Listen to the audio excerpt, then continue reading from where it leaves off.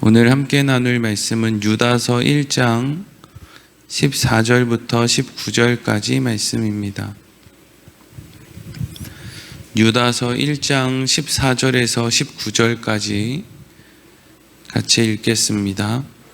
아담의 7대 손 에녹이 이 사람들에 대하여도 예언하여 이르되 보라, 주께서 그 수만의 거룩한 자와 함께 임하셨나니 이는 뭇사람을 심판하사 모든 경건하지 않은 자가 경건하지 않게 행한 모든 경건하지 않은 일과 또 경건하지 않은 죄인들이 주를 거슬러 한 모든 완악한 말로 말미암아 그들을 정죄하려 하심이라 하였느니라.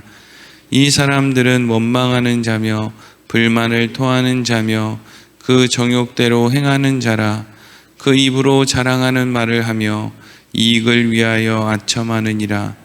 사랑하는 자들아, 너희는 우리 주 예수 그리스도의 사도들이 미리 한 말을 기억하라. 그들이 너희에게 말하기를 마지막 때에 자기의 경건하지 않은 정욕대로 행하며 조롱하는 자들이 있으리라 하였나니 이 사람들은 분열을 일으키는 자며 육에 속한 자며 성령이 없는 자니라. 아멘. 오늘은 성령이 없는 자니라 하는 제목으로 말씀을 나누도록 하겠습니다. 유다서의 말씀은 예수님의 동생 유다가 교회에 가만히 들어온 사람들을 향한 책망, 그리고 바른 복음으로 살아가는 사람들에게 무엇이 바른 믿음의 삶인지에 대해서 권면하고 있는 글입니다. 교회에 가만히 들어온 사람들은 예수 그리스도를 통하지 않고 하나님 앞에 나아가는 사람이고, 이것을 조금 더 단순한 표현으로 하면 종교적인 열심을 가지고 하나님을 다루고 이용하려고 하는 사람들을 이야기한다라고 우리가 볼 수가 있습니다. 그런데 이 사람들에게 유다는 화가 있을 것이다 라고 말했습니다. 화가 있을 것이다 라고 말한 것은 자신들에게 화가 있을지 모르는 상태로 망해가고 있는 사람들을 이야기하는 것이죠. 내가 이렇게 살면 망한다라는 걸 알면 누가 그렇게 살겠습니까? 그런데 나는 지금 너무 잘 살고 있어, 난 잘하고 있어, 나만한 사람이 없어 라는 생각으로 살고 있는데 결국 그 끝이 망하는 인생이기 때문에 유다는 화 있을진저라고 이야기를 하고 있는 것이죠. 우리가 예수 그리스도를 통해서 하나님 앞에 나아간다라는 것은 결국 예수님이 이 땅에 오실 수밖에 없었던 이유, 인간의 실력으로 안 된다, 인간의 계획과 방법으로 안 되고 하나님의 주권으로밖에 안 된다라는 것을 인정하는 사람들이라고 우리가 함께 말씀을 나누었죠. 그런데 사람들은 내가 생각하는 대로, 우리가 계획하는 대로 하면 돼. 왜? 나 오늘 기도했거든. 내가 하나님의 말씀을 이렇게 많이 알거든. 그러니까 내 계획대로, 내 뜻대로 하는 게 옳아 라는 식으로 말하고 행동한다라는 거예요. 그것에 대해서 이제 오늘 말씀이 뭐라고 하는지 우리가 보겠습니다. 오늘 14절, 15절 말씀 같이 읽겠습니다. 아담의 7대 손 에녹이 이 사람들에 대하여도 예언하여 이르되 보라, 주께서 그 수만의 거룩한 자와 함께 임하셨나니 이는 뭇사람을 심판하사 모든 경건하지 않은 자가 경건하지 않게 행한 모든 경건하지 않은 일과 또 경건하지 않은 죄인들이 주를 거슬러 한 모든 완악한 말로 말미암아 그들을 정죄하려 하심이라 하였느니라. 아멘.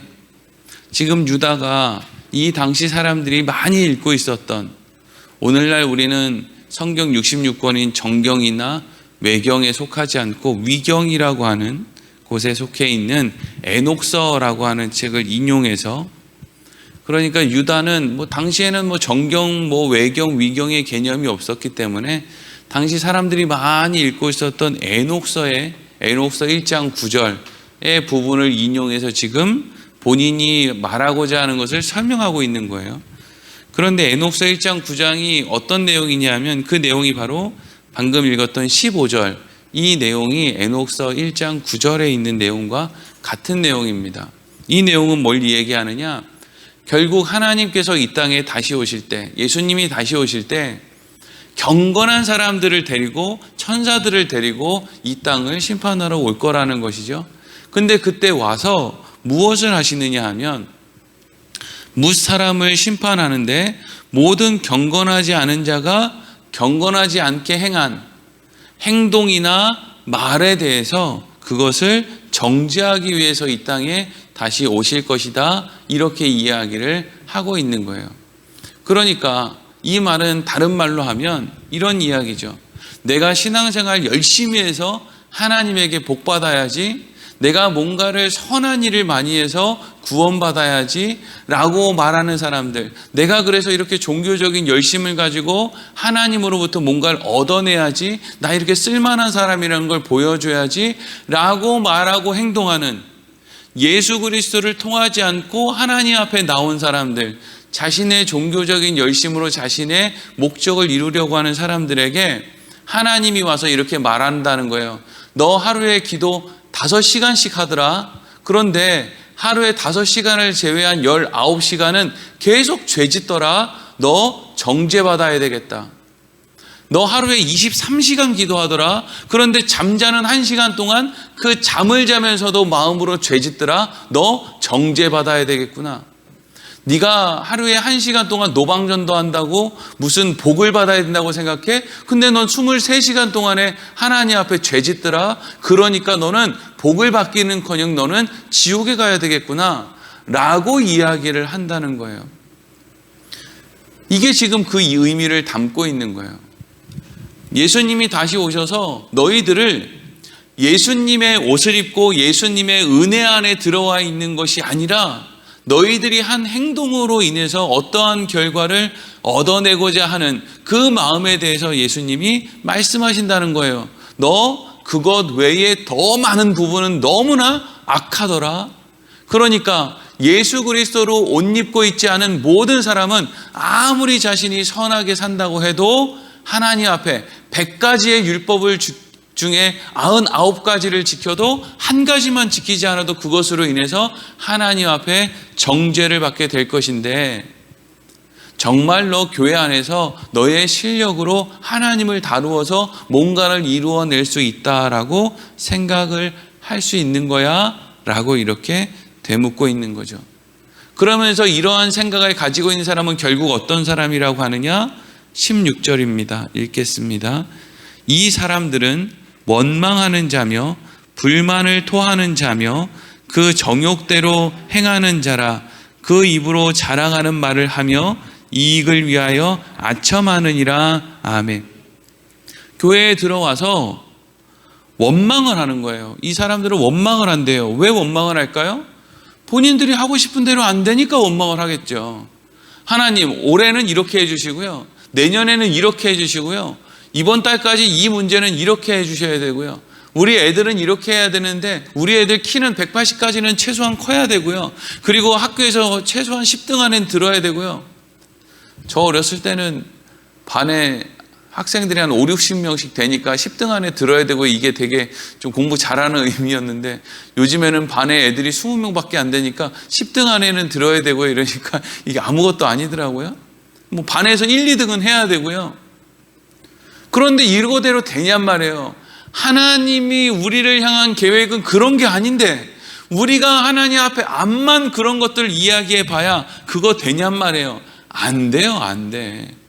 그러니까 그러한 목적을 가지고 그러한 것을 이루기 위해서 종교적인 열심을 냈는데 그것이 이루어지지 않으니까 맨날 입술에는 뭐밖에 없어요? 불평밖에 없는 거죠. 불평을, 원망, 불만, 이런 것들이 왜 다 어디서부터 왔다는 거예요? 네가 정욕대로 행했기 때문이다. 하나님 앞에 네가 맨날 구하는 게 뭔지를 봐. 왜 하나님 앞에 너 입술에서 불만이 터져 나오는지를 봐. 다 네가 정욕대로 구했기 때문이지. 네가 하나님, 저요 믿음이 깊어졌으면 좋겠어요. 제 좁쌀만한 마음이 넓어졌으면 좋겠어요. 하나님, 제가 하나님의 자녀답게 그렇게 살았으면 좋겠어요. 이런 걸 한번 구해봐. 불평할 게 있나? 원망할 게 있나? 불평하고 원망할 게 요만큼도 없다는 거죠. 왜 우리가 불평하고 원망하는 일이 우리 인생 가운데 찾아오는지 생각해 보라는 거예요. 정욕대로 너희가 행하기 때문이다. 예수 그리스도를 통해서 하나님 앞에 나아가지 않은 모든 사람들은 결국 하나님 앞에 자기의 정욕대로 쓸 것을 구할 수밖에 없다. 그리고 뭐가 조금 된다 싶으면 그 입으로 자랑하는 말을 하는. 자랑이 어디 있어요? 그렇죠? 우리가 자랑이 무슨 자랑이 있습니까? 네. 오늘날 목사들이 열심히 없어서 이 나라의 교회가 부흥이 안 된다. 그런 말을 어떻게 해요? 그러면 과거에는 목사들이 열심히 해서 성도들이 열심히 해서 한국 교회가 부흥했습니까? 예수님은 어디 가고요? 예수님을 통해서 교회에 들어왔다면 나의 열심히 내가 전도를 많이 해서 이 교회가 이렇게 성장했어 라고 하는 말을 어떻게 입 밖에 낼 수 있습니까? 당장 예수님이 십자가에 달려있는 걸 보면서 내가 저기 매달려야 되는데, 내가 예수님을 저기다가 밀어놓고 나 혼자 살았구나 라고 하는 생각을 우리가 할 수 있다면, 어떻게 내가 이 교회에 이렇게 키웠어, 한국교회는 우리가 이렇게 한 거야, 우리가 이렇게 옛날에 신앙생활 할 때는 이렇게 했는데 요즘에는 전부 나이롱이야, 뭐 어떻게 하라는 거예요? 그럼 옛날에는 열심히 해서 하나님이 기뻤고 요즘에는 신앙생활을 나이롱으로 하니까 하나님이 안 기쁘다는 이야기를 하고 싶은 거예요? 모든 것이 다 하나님의 은혜예요. 성령이 임했기 때문에 예수님을 주로 고백할 수 있었고, 하나님이 그리로 못 가게 막으니까 사망의 음침한 골짜기로 밀어놓고 주의 지팡이와 막대기로 날마다 우리를 이렇게 인도하니까 우리가 그만큼 살아낸 거지. 그런 어려운 상황 속에서도 절대 세상으로 나가지 않고 하나님 앞에 설 수 있게 되었던 것이지, 내가 잘나서 그때 신앙생활 잘해서 이렇게 만들어냈다? 아닌 거예요. 정욕대로 구하고 있는 것이고, 입술에는 자랑이 있는 거예요. 자랑이 왜 있는 거예요? 예수님으로부터 멀어졌으니까, 예수님이 왜 십자가에서 죽었는지에 대한 감각을 놓쳐버렸으니까 그 입에서 자랑 나부랭이가 나오는 거 아닙니까?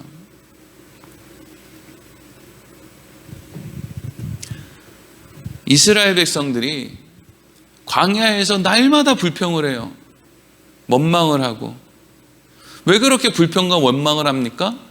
먼저는 사는 일이 힘들기 때문이에요. 그리고 본인들이 생각하고 계획하는 대로 일이 안 되어지기 때문이에요. 그런데 그것보다 더 큰 문제가 있어요. 하나님이 나와 함께 한다는 걸 잊어버렸기 때문이에요. 하나님이 나와 함께 하신다. 그래서 하나님은 우리의 필요를 날마다 채워주신다. 그런데 내가 생각하고 계획하는 것보다 더 큰 필요를 채워주시기 위해서 하나님은 오늘 우리에게 궁핍을 주실 수도 있다. 우리는 여기까지 가야 된단 말이죠. 맨날 마음은 나는 왜 이렇게 속이 좁지? 속이 좁죠. 왜? 이해의 폭이 좁으니까. 나는 그것밖에 모르니까. 이거 말고 이만큼을 아는 사람은 그 마음이 이만큼 넓어지겠죠. 맨날 부모님이 주는 용돈으로 사는 사람이랑 맨날 아르바이트 한다고 여기저기 뛰어다니는 사람이랑 마음의 폭이 똑같겠습니까? 당연히 다르겠죠. 하나님은 우리의 필요를 채우시죠. 어떤 필요를 채우십니까? 우리의 좁쌀만한 마음이 넓어지는 필요를 또한 채워주시는 거죠. 죽을 때까지 그렇게 정말 좁쌀만한 마음으로 살다 죽기를 원하세요? 귀한 집에서 귀하게 태어나서 맨날 온식 속에 살면서 그냥 다른 사람이 나한테 눈 한 번만 흘겨도 저거 나한테 이렇게 했어 라는 걸 밤새 붙들고 있어야 되는 그냥 좁아터진 속을 가지고 살고 싶으냐고요. 별거 아닌 것은 헐헐 너무나 편안하게 털어버릴 수 있는 여유 있는 사람이 돼야 될 거 아니에요. 그거 아무것도 아니야. 이런 말을 자녀들에게 해줄 수 있는 넉넉한 아버지 어머니가 돼야 될 거 아니에요. 야, 너 그거 너무 노심초사하지 마라. 그거 아무것도 아니야. 다 지나가는 거야. 애들 다 그때 그렇게 말썽 부리는 거야. 그거 아무것도 아닌 거야. 이렇게 이야기할 수 있는 넓은 사람이 돼야지. 야, 이거 어쩌냐 저쩌냐. 그냥 자식은 가만히 있는데 그냥 요즘엔 부모들이 머리에다가 띠를 두르고 눌러가지고 큰일이라도 날 것처럼 말이에요. 오늘날 사람들이 민주주의 좋아합니다. 자본주의 좋아하고 자유주의 이런 거 좋아하죠. 근데 여러분, 인간이 만들어낸 모든 것은요, 전부 독이에요, 독. 자유주의, 자본주의, 심지어 공산주의도 독으로 만드는 것 보세요. 모든 사람들이 다 같이 나누어 먹자라고 하는 공산주의를 인간이 만들어냈더니 그게 독이 돼서 니네들은 이렇게 평등하게 하고 우리는 우리 나름대로 또 평등한 요리로 간단 말이죠. 자유주의는, 민주주의는, 자본주의는 그럼 뭐가 문제예요? 맨날 비교해요. 맨날 비교. 아주 지겨워 죽겠어요. 50명 모이는 교회하고 60명 모이는 교회하고 비교하는 거예요. 그래도 우리 교회는 쟤네보다는 요게 낫다. 우리 교회는 쟤네보다는 이게 좋다. 그러면 거기 교회는 어디 달나라 교회예요? 다 예수님 머리가 되신 교회지. 늘 비교해요. 저 집은 뭐가 있대, 저 집에는 뭐가 어떻대, 저떻대, 계속 비교하는 거예요. 이걸 자본주의 용어로 경쟁이라고 하죠. 쓸데없는 경쟁이 우리 인생을 망쳐요. 쓸데없는 경쟁. 여러분, 그 쓸데없는 경쟁 심리가 목사들의 머릿속으로 들어오면 어떻게 되는지 아세요? 더 열심히 해야 돼. 더 열심히 안 하면 난 도태돼. 더 열심히 안 하면 난 주의 종도 아니야. 더 열심히 안 하면 우리 교인들이 나를 사랑해 주지 않을 거야. 저 옆에 있는 교회를 까 내려서라도 내가 더 대단한 목사로 보이게 만들어야지. 요즘 목사들 다 그러고 있는 거 아닙니까? 그래서 교회는 더 크게 지어야 되고, 교인들은 더 끌어모아야 되고, 부목사들은 맨날 닥달해야 되고, 헌금 많이 하는 교회는 좋은 교인이고, 교회 좀 띄엄띄엄 내오고 헌금도 안 나오는 교회는 사람 취급도 안 하고, 그래가지고 뭔가 자기 이름 내려고 하는 거 아니에요? 왜 그래요? 경쟁, 비교, 다 이거 어디서 나오는 거예요? 인간의 정욕에서 나오는 거죠. 어지간하게 살아도요, 다 행복할 수 있어요.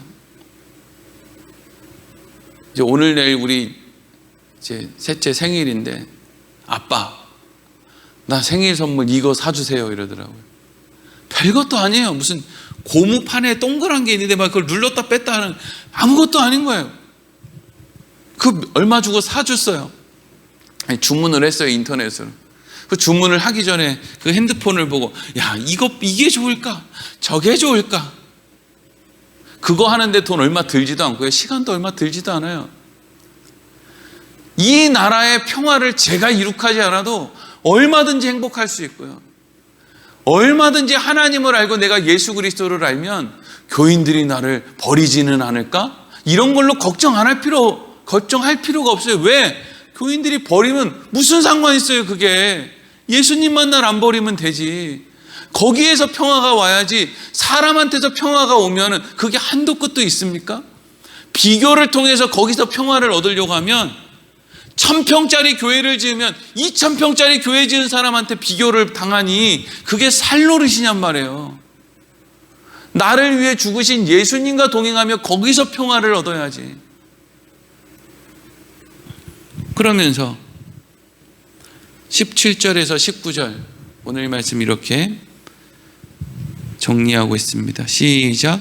사랑하는 자들아, 너희는 우리 주 예수 그리스도의 사도들이 미리 한 말을 기억하라. 그들이 너희에게 말하기를 마지막 때에 자기의 경건하지 않은 정욕대로 행하며 조롱하는 자들이 있으리라 하였나니, 이 사람들은 분열을 일으키는 자며 육에 속한 자며 성령이 없는 자니라. 아멘. 사랑하는 자들아, 예수 그리스도의 사도들이 뭐라고 했는지를 잘 기억해봐. 사도들이 뭐라고 했대요? 18절에 마지막 때에 자기의 경건하지 않은 정욕대로 행하며 조롱하는 자들이 있을 거야. 그러면 사도들이 왜 이런 이야기를 했는지 한번 생각해 보세요. 그럼 사도들은 어떻게 살았어요? 사도들이 하나님을 다루려고, 하나님 나 돈 좀 주세요 이렇게 기도했습니까? 하나님, 사도 바울이 하나님 우리 고린도 교회 부흥되게 해주세요. 그래서 우리 고린도 교회가 이번에 2천억짜리 건물 짓는데 하나님 이것 좀 채워주세요. 이런 걸로 바울이 기도했습니까? 그런 거 갖고 기도한 적이 없어요. 강대상에서 여러분 율법 열심히 지키십시오. 그러면 여러분들에게 하나님이 복의 복을 더해 줄 겁니다. 여러분들 왜 가난하게 사는 줄 아세요? 여러분들 율법 똑바로 안 지켜서 그래요. 이런 헛소리를 가르쳐 준 적이 없어요. 단 한 번도 없어요. 사도 바울이 날마다 했던 이야기가 뭡니까? 여러분, 예수님이 죽으셨습니다. 우리가 죽인 겁니다. 우리는 할 말이 없는 사람입니다. 우리는 죄인들입니다. 그 중에 내가 괴수입니다. 오호라, 나는 공고한 자입니다. 이제 어떻게 해야 되겠습니까? 내 뜻대로 가면 망합니다, 여러분. 내가 여태까지 최고라고 생각했던 모든 세상의 지식들이 다 배설물에 불과했습니다. 그래서 나는 오늘도 하나님의 은혜를 구합니다. 여기로 갔단 말이죠. 사도 바울이 하나님 몇 월 며칠까지는 요 계획이 있어요. 요거 안 이루어 주셔야 이 땅에 천국이 임합니다. 요딴 식으로 안 갔단 말이죠. 마지막 때에 자기의 경건하지 않은 정욕대로 행하며 하나님 앞에 나와서 자기의 경건하지 않은 정욕대로 날마다 자기 것을 구하는 거예요. 오늘날 그렇게 하지 않는 교회가 얼마나 됩니까? 새벽 기도에 왜 나오는 거예요, 사람들이? 왜 문제가 생기면 그렇게 새벽 기도에 나오고 문제가 해결되면 이렇게 안 나오는 거예요? 정욕대로 마음을 가지고 하나님 앞에 나오기 때문이죠. 그게 심지어 위로든 뭐든. 나 하나님 앞에 나가니까 나 위로해 달라는 거 아니에요. 위로할 일이 없을 때는 거들떠도 안 보다가 나 위로할 일이 이제 생겼으니까 나 이제 새벽 기도 나가니까 나 위로해 달라는 거 아니에요. 가슴 뭉클하게 해달라는 거예요. 눈물 흘리게 해달라는 거 아니에요. 그건 정욕 아닙니까? 그러면서 사람들이 조롱한다는 거예요. 누구를요? 경건하게 사는 사람들을 조롱한다는 거예요. 경건하게 사는 사람들이 어떤 사람인데요? 하나님이 주신 내 인생, 내 시간, 내 환경, 내 자리에서 날마다 일상 가운데 만족하며 사는 사람들이 경건한 사람들이죠. 그 사람들을 향해서 어떤 사람들이 조롱을 한대요. 야, 너 더 열심히 기도해봐. 너 더 금식도 해봐. 산기도도 다녀봐. 그래가지고 너 이만큼 풍성하게 하나님한테 받아야지. 저 배목사 저거는 교인들한테 정말 축복이 올 수 있는 길이 있는데 저거 말이야 똑바로 안 가르쳐줘서 교인들이 축복을 못 받는다고. 아니, 우리가 평생 그렇게 신앙생활 안 해봤으면 몰라도 그렇게 신앙생활 안 해봤어요? 우리가 뭐 하나 얻어내보려고 맨날 하나님을 아버지라고 부르는데 아버지한테 요만한 거 하나 타내보려고 맨날 아버지한테 가가지고 아양 떨고 자기가 얼마나 대단한 일 했는지 요만한 일 하나 했으면 하나님, 저 오늘 교회 화장실 청소했어요. 아시죠? 그러니까 나 요런 것 주세요. 이게 무슨 아버지와 자식의 관계예요. 평생 하나님, 나 옛날에 그거 한번 잘한 거 아시죠? 이거 가지고 불고 늘어져야 하나님이 나 요만한 거 하나 주실 거라고 생각하는 그딴 믿음이나 가지고 하나님을 아버지라고 부르고 있으니 인간의 아버지도 그렇게 하네요. 손주가 할아버지한테 가가지고 할아버지 나 이거 사주세요 이러면요, 그거 사달라고 하는 말을 할아버지한테 꺼낸 것 때문에 행복한 거예요. 손자가 뭐 잘나서가 아니라. 요즘에 우리 막내가 이거 이렇게 하면 주면 뭐 달라고 뭐 해결해 달라고 나한테 뭐 이렇게 갖고 오면 그냥 그 모습이 이쁜 거예요. 야, 너 아직도 기저귀 못 됐더라. 그러니까 나 너한테 이거 못 주겠어. 이런 아버지가 어디 있어요 세상에.